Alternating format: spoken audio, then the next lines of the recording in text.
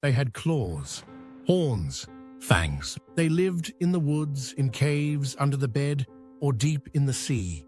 They devoured heroes, cursed kingdoms, turned men to stone. But what if monsters in mythology weren't just cautionary tales? What if they were messages about us? What if the scariest beings in our oldest stories were never meant to be feared, but understood? Across every culture, every continent, every century, we created monsters. Not by accident, but because we needed them. Why? Because monsters in mythology are not just villains. They're mirrors, reflections of the parts of ourselves we'd rather not face. Fear, shame, desire, rage. They show us the shadow, and sometimes the key to transformation. So today we ask, could the monsters we were told to run from be the parts of ourselves we were meant to face? Let's begin with Medusa. Once, a beautiful mortal woman, a priestess in Athena's temple. She was violated by Poseidon, and then cursed by Athena, turned into a monster with snakes for hair and eyes that could turn men to stone. That's the myth. But here's the meaning. Medusa represents what happens when society punishes the victim instead of the abuser. She's rage. She's trauma.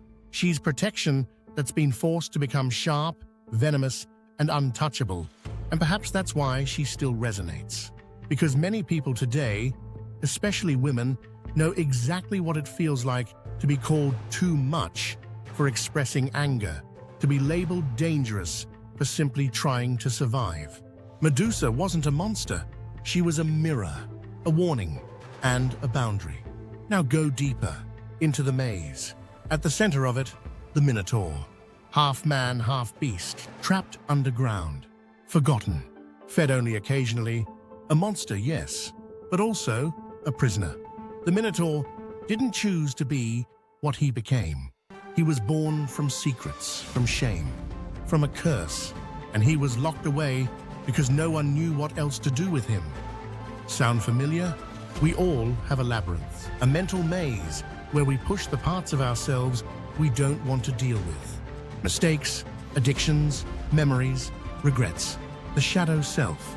We throw it in the dark and hope it disappears. But just like the myth, the only way through the maze is to face what's waiting at the center. The Minotaur isn't the enemy, it's the wound we've abandoned. And when we enter the maze, not to slay, but to understand, we finally begin to heal. Now let's go north, to the land of Norse mythology. There we meet Fenrir, the giant wolf, son of Loki, so feared by the gods that they chained him as a pup. They were terrified of a prophecy that he would one day break free and destroy them. So what did they do? They tried to control it, restrain it, bury it. But prophecy isn't changed by denial, and fear doesn't disappear just because you hide it. Eventually, Fenrir grew strong enough to break free, and when he did, he devoured Odin and helped bring on Ragnarok, the end of the world. Here's what this monster teaches us. The more we try to suppress what scares us, the more powerful it becomes. Whether it's trauma, anger, addiction, or chaos, what we repress festers. It demands to be seen, and it will tear through the chains eventually. The only way forward is not control, it's integration. In Hindu mythology, there's a goddess called Kali. She is terrifying to behold. Blue skin, tongue out, skulls around her neck, blood on her hands. She is the goddess of destruction, but also of time, change, and liberation. Because sometimes, destruction is necessary. Old versions of yourself must be torn down, ego must be slayed, addictions must die. Kali teaches us that the monsters we fear may actually be forces of healing through transformation. To those unwilling to change, she looks terrifying. But to those ready to evolve, she is salvation. Sometimes the thing that looks like it's destroying your life is actually saving it. We may not believe in dragons or sea serpents anymore, but the monsters haven't gone anywhere. They've just changed form. Today, our monsters look like burnout, depression, anxiety, the addiction, self-sabotage. Fear of failure, we lock them away. We distract ourselves. We deny, medicate, avoid. But what if those feelings were signals, not enemies? What if that panic attack isn't a malfunction, but a messenger? What if your monster is trying to tell you something? The heroes of old didn't defeat monsters by running. They entered the cave. They sailed to the underworld. They faced what others feared. And so must we.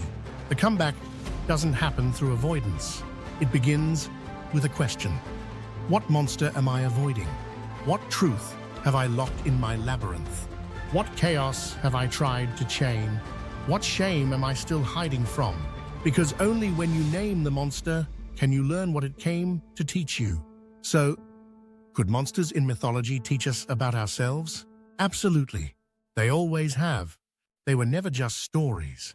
They were maps to the darkness within and the path out of it. Your monsters aren't here to haunt you. They're here to awaken you. Face them, understand them, and let them lead you home. If this story hits something inside you, drop a comment. What monster in your life are you learning to face? And check the links below for books, shadow work tools, and journaling prompts to go deeper. Subscribe for more stories that reveal the truth behind the myth and the myth behind the self.